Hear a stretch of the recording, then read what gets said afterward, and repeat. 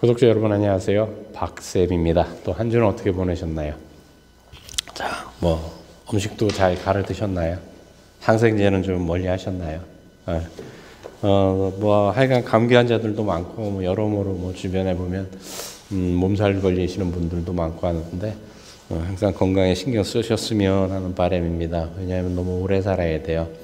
또 시국도 시국인 만큼 여러 가지 어려운 점들도 많지 않습니까? 자영업자들도 그렇고 직장인들도 만만치 않습니다. 그리고 아는 지인들도 다들 어렵고 힘들고 하던 일조차들도 점점 어렵다고들 얘기를 해서 좀 뭐라고 표현을 해야 되나 좀 암담한 느낌도 없지 않아 있습니다. 그렇지만 어려운 시기도 충분히 헤쳐나가려고 한다면 건강이 필수 요건이라고 저는 생각을 합니다. 그래서 모두 건강하시기를 다시 한번 기원드리면서 지난주에 이어서 계속 하겠습니다. 이제 챕터 2에서 소화관 이야기라는 얘기가 나옵니다. 소화관 교향곡은 입에서 시작해 항문에서 끝나며 오케스트라 구성원들은 각자 특정한 운동을 수행합니다. 그러니까 위장과 소장과 대장과 다 이렇게 각자의 일을 한다는 얘기죠. 그래서 소화관 해우도까지 이렇게 친절히 다 그려갖고 장기들 이름까지도 이렇게 다 해놨습니다. 그래서 이제 입에 대한 얘기가 나오는데 입은 세균으로 바글바글합니다. 미생물군 600종 이상이 여기에 삽니다. 우리 입안에는 아주 600종 이상의 미생물군이 삽니다. 이들 중 일부, 그러니까 혐기성균은 일부는 잇몸과 치아의 경계선 아래에 숨어 있다가 잇몸 질환 때문에 치아 주변 뼈가 손상되면 그 작은 틈으로 깊숙이 파고듭니다. 침은 대부분 연쇄상규균의 양성 변종을 포함합니다. 막스 플랑크 진화인류학 연구소 연구자들은 침 속 세균 비율이 사람마다 개별적이라는 사실을 발견했습니다. 다 틀리다라는 거예요. 사람에 따라. 얼굴 모양 다 틀리고 지문 다 틀리고 하듯이. 질이 식사 환경은 침에서 발견되는 세균의 종류와 수에 거의 영향을 미치지 않습니다. 또한 연구자들은 침 속의 특정 세균이 충치 및 심장질환과 밀접한 관련이 있다고 밝혔습니다. 여기서 한 가지 지금 제가 충격적이라기보다는 잘 모르는 얘기를 하나 해드리면 인도의 전통의학에 보게 되면 그 오일 필링이라는 기법이 있거든요. 그러니까 인도에서는 입안에서 모든 질병이 시작된다고 보거든요. 근데 전혀 근거가 없는 얘기는 아니죠. 미생물군 600종 이상이 사는데 침적 세균 비율이 사람마다 다르고 질이나 식사 이런 거에 따라서 다 다르다는 얘기고 또 이렇게 충치 및 심장 질환과 밀접한 관계가 있다고 얘기를 하지 않습니까? 그거 다 맞는 얘기라고 하는 거죠.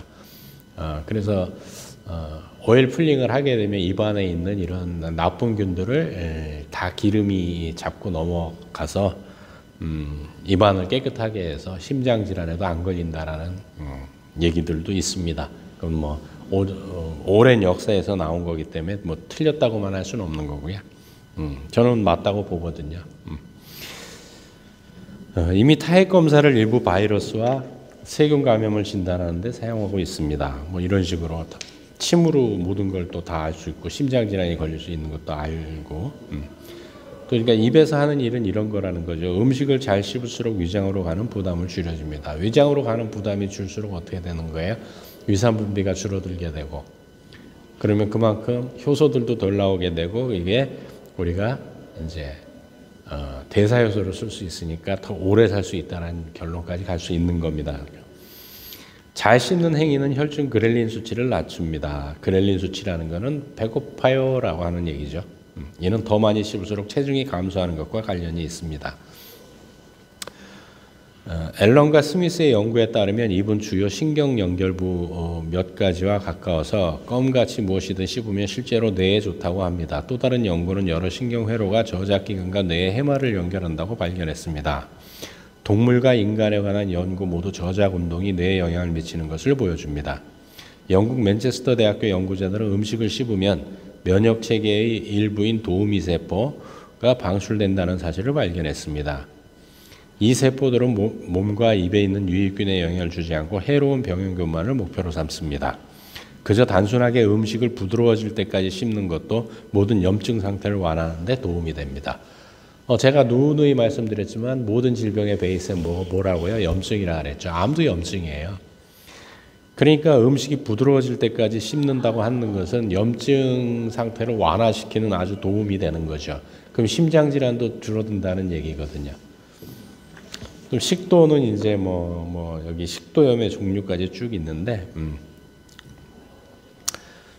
식도는 우리가 다 알다시피 그냥 몇 가지만 짚고 넘어가면 화학요법을 받는 사람이나 에이즈로 인해 약물 치료를 받아서 면역 반응이 억제된 사람은 특히 식도 감염에 취약합니다. 예. 꼭 이런 분들이 특히 취약하다는 거지 일반인들도 사실은 그렇습니다. 왜냐하면 점막이기 때문에 면역과 직결되는 기관들이기 때문에 그렇습니다. 위식도 조임근 또는 엘리에스 접합부가 식도와 위를 연결합니다. 이 체계는 근육으로 이루어진 밸브처럼 작동합니다. 위식도 조임근은 음식이 지나가고 나면 닫혀야 하고 이외에는 쭉 닫혀 있어야 위가 철저하게 일할 수 있습니다. 이게 쭉 닫혀 있어야 역류성 식도염이 안 일어나는 거죠. 그래서 이제 위식도 조임근이라고 하는 이제 또 나오는데 튀김 음식과 기름진 음식으로 식단을 가득 채웠다면 위식도 조임근이 문을 닫는데 어려움을 겪습니다.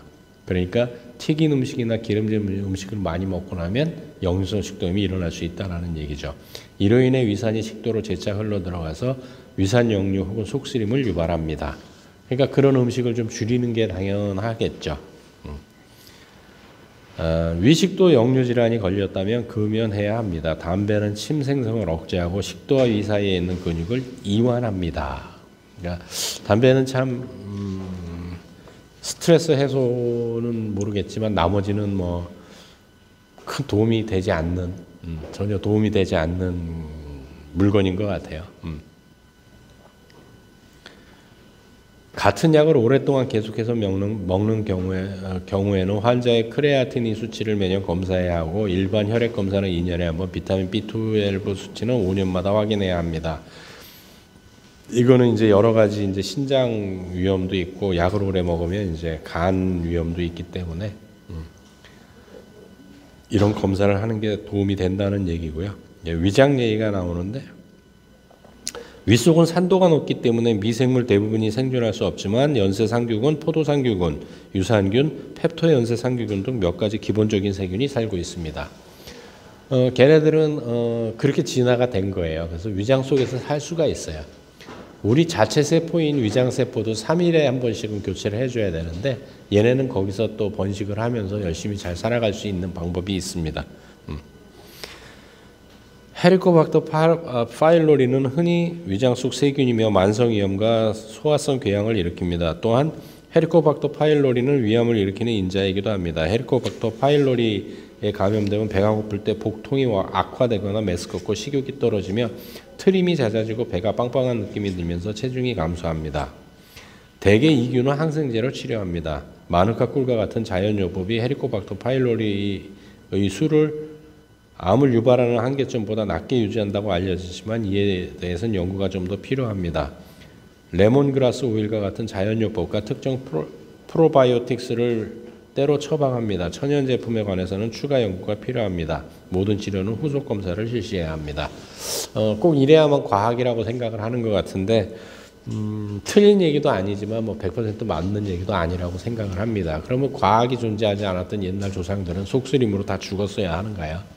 그런 건 아니거든요.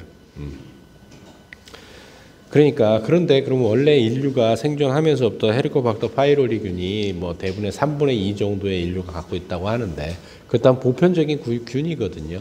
그럼 옛날에도 다 헤리코박터 파이로리가 위암을 일으키고 해서 많은 사람을 죽였어야 되는데 그러지 않았다라는 거죠. 근데 어느 순간부터 제가 읽었던 어느 책이었는데 왜 헤리코박터 파이로리 헤리코박터를 위한 변명인가 그 책에서 얘기가 나오죠. 그 책이었던 것 같습니다. 원래 있었던 균이 왜 갑자기 그렇게 그러면 흉폭하게 날뛰게 되었는가? 항생제라는 얘기를 그 책에서 얘기를 하거든요. 항생제를 먹고 난 다음부터 헤리코박터 파이로리균이 살아남기 위해서 흉폭하게 날뛰기 시작했다라는 얘기가 연구자들에 의해서 어느 일정 부분 밝혀졌지만 그런 부분들은 사실은 외부적으로 이렇게 발표가 못 되죠. 재미있게. 소화관이 정상적으로 작동하면 음식은 위에서 4시간 이상 머물지 않아야 합니다. 그런데 꼭 4시간까지라기보다는 사람에 따라서 4시간에서 6시간 사이에 까지 비워지면 뭐 그렇게 큰 문제는 생기지 않는다고 봅니다. 그래서 이제 유문에 대해서 나오는데, 유문이라는 거는 이제 음식이 소장으로 넘어가려면 음식 입자가 10cm 동전 두께의 절반 정도여야 합니다. 그보다 큰 입자는 다 튕겨 나오죠. 혹은 유문이 좁아져서 유문 협착증이 발생하기도 합니다. 그러니까 위장에서 소장으로 넘어가는 그 부분을 유문부라고 하거든요. 근데 여기는 계속 조금씩 이렇게 조금씩 열어줘서 배에다 기대고 있으면 쪼르륵 꼬르륵 꼬르륵 꼬르륵 소리가 계속 끊이지 않고 나거든요. 그거는 뭐 소화가 안 된다거나 그런 게 아니고요. 위장에서 소장으로 넘어가는 그 소리입니다.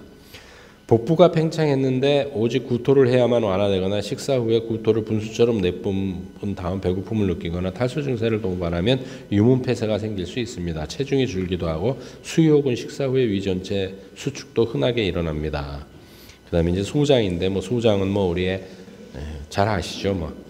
음식이 유문을 통과하면 십이지장이나 소장의 첫 부분으로 들어갑니다. 여기서 담낭에서 나오는 담즙과 췌장에서 분비하는 소화액이 함께 음식을 섞습니다. 그래서 다 분해 안 된 단백질이나 탄수화물도 또 여기서 또 분해를 시키는 거고요. 또 이제 소장 세균 과증식이라고 하는 건데, 복부 팽만감, 복통 그리고 설사는 소장 상부에 세균이 과다하게 증식해서 나타나는 증상입니다. 그러니까 우리가 음식을 먹을 때도 정말 잘 선정해서 먹어야 되는 이유들이 여기에 있는 거거든요. 그럼 소장 세균 과증식 증상은 어떤 거냐면 복부 불편감, 복부 팽만감, 변비, 설사, 방귀와 트림, 더 심각한 경우 피로, 허약, 체중 감량, 비타민 결핍과 관련된 증상. 그 흡수가 안 되니까 이런 문제들이 생기는 거거든요. 소장에서 오랫동안 머무는 세균들은 수소 등의 가스를 배출해서 복부 팽만감과 설사를 일으킵니다. 소장 세균 과증식은 소장에서 비정상적인 운동성과 적게 분비된 위산 때문에 발생합니다. 그러니까 위산은 풍부해야 됩니다. 우리는 속쓰림이 위산이 과다하기 때문에 속이 쓰릴 거라고 생각을 하지만, 속쓰림은 사실은 위산이 적기 때문에, 앞에서도 말씀드렸지만 위산이 적게 나와서 속쓰림이 발생을 하는 것입니다. 그 다음에 이제 대장 쪽에 넘어가게 되면 이제 과민대장증후군이라는 얘기, 이제 과민성 대장증후군 얘기가 나오는데, 과민대장증후군을 앓는 사람에게 근육수축은 통증을 일으킵니다. 과민대장증후군이 발생하는 원인은 알려지지 않았지만 보통 소화관이 비정상적으로 움직이거나 뇌와 소관이 소통하는 과정에서 차질이 생긴 결과입니다. 근데 대부분 스트레스라고 보죠. 소장의 이러한 비정상적인 운동성은 복부 팽만감이나 메스꺼운 구토로 변비와 관련이 있습니다. 소장에 영향을 미치는 다른 소화기 질환에는 궤양, 셀리악병은 밀가루를 많이 먹게 되면 글루텐에 의해서 생기는 거고요. 클론병, 얘도 그렇고요. 암, 소장에는 사실 암이 예전에는 없었다고 했었어요. 심장하고 소장에는 암이 안 걸린다고 했는데, 지금은 이제 소장에도 좀 드물긴 하지만 소장암도 걸리더라고요. 그리고 보통 흉터 조직 및 탈장 때문에 발생하는 폐쇄가 있습니다. 대장은 이제 뭐 우리가 이제 항상 균총을 얘기를 할 때 대장에 가장 집중해서 얘기를 합니다. 왜 그럴까요? 대장에 균이 가장 많기 때문에 그렇습니다. 맹장은 전체 내장 중에서 가장 넓은 부분이고 길이가 약 5cm, 즉 보통 팬 길이의 3분의 1쯤 됩니다.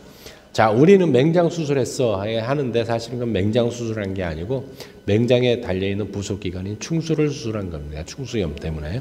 맹장은 대장이 시작되는 부분을 맹장이라고 합니다. 맹장은 소장에서 소화되지 않은 음식 찌꺼기를 그대로 넘겨받으면서 가장 큰 충격을 받습니다. 건강한 사람이라면 맹장 내벽이 두껍고 맹장이 미생물을 살려두기에 알맞은 환경을 제공합니다.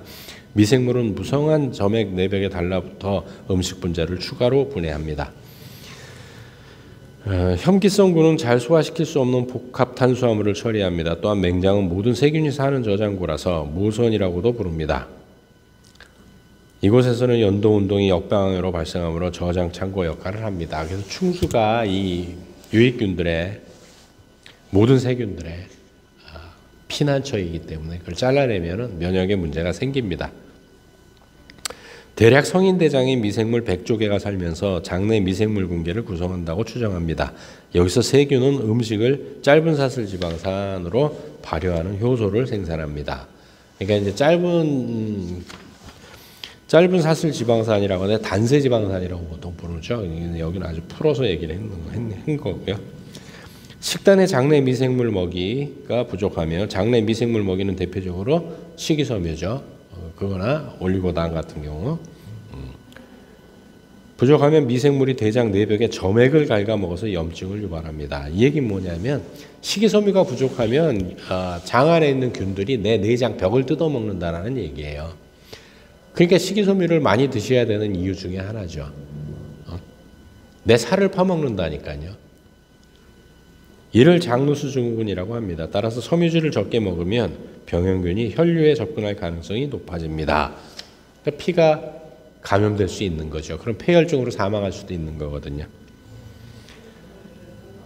클로스트리디움 디피실리균 감염 때문에 커지는 부담을 해결할 방법은 장내 미생물 군계에 존재할 수 있습니다.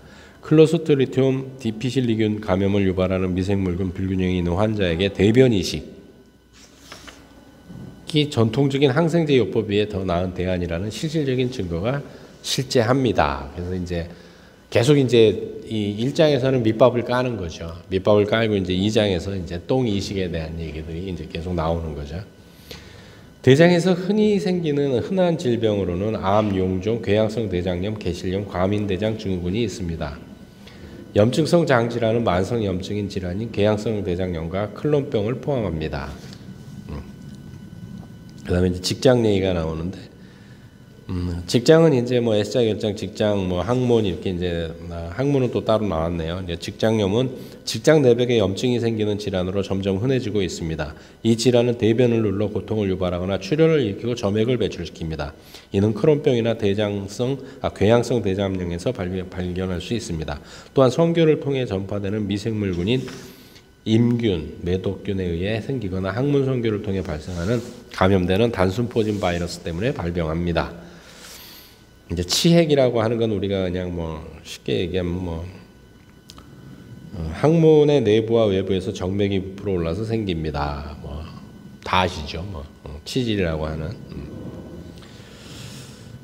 근데 그러면 이런 게 왜 문제가 생기느냐 하는 것은 식이섬유가 부족하기 때문에 그렇습니다. 가장 큰 원인이 식이섬유 부족입니다. 그래서 장기적인 해결책으로는 섬유질을 양껏 섭취하고 운동 시간을 늘려야 하며 물을 많이 마셔야 합니다. 정말 물하고 식이섬유를 많이 드셔야 됩니다. 그래서 60페이지에 이제 항문암 얘기가 나오는데 항문은 항문 주변에 드물게 생기는 항문암은 항문 주변에 드물게 생기는 질환입니다. 항문 성교를 통해 전염되는 인유두종 바이러스 감염은 항문암에 걸릴 가능성을 증가시킵니다. 항문 성교를 하면 항문 포진에 걸릴 위험성도 올라갑니다. 대장에서 음식이 이동하는데 평균 40시간을 소요합니다. 그러나 남성과 여성 사이에는 상당한 차이가 있습니다. 남성은 33시간이고 여성은 47시간입니다. 씹을 때부터 똥을 쌀 때까지 음식이 여행하는 시간은 24시간에서 72시간 정도 걸립니다. 그러면 보통 그냥 24시간이라고 보거든요. 그럼 어제 아침 먹은 거는 오늘 아침에 나가야 됩니다. 어제 점심 먹은 거는 오늘 점심 먹은 거에 의해서 나가야 됩니다. 이게 원활히 안 되면 그럼 하루에 3끼 먹으면 어떻게 돼요? 3번 배변을 하셔야 됩니다. 이게 깨지면서 이제 질병들이 시작이 되는 거죠. 되게 좀 슬픈 얘기들이 나오기 시작을 하죠. 자, 구독자 여러분, 여러분들은 하루에 몇 번 배변을 하시며 몇 끼를 식사를 하십니까? 몇 끼 식사를 하시고 몇 번 배변을 하십니까? 24시간에서 72시간 사이로 계속 우리는 집어넣어서 밑으로 내려보내서 밖으로 배출하는 시스템을 갖고 있습니다. 24시간이 걸린다고 하더라도 어제 아침 7시 먹으면 오늘 아침 7시 24시간 되면 어떻게 돼요? 배설이 돼야 됩니다. 여기서부터 이게 원활하지 않게 되면 이제 모든 질병이 시작이 되는 겁니다. 되게 슬프지만 그게 진실입니다. 그래서 배변 습관은 아이만 길러주는 게 아니고 청소년 시기에 자녀들도 그렇고 정작 본인들께서도 하루에 3끼 식사를 하신다고 한다면 3번 배변을 하는 습관을 기르셔야 합니다. 다시 배변 습관을 들이십시오. 그게 건강의 베이스입니다. 다음 주에 뵙도록 하겠습니다.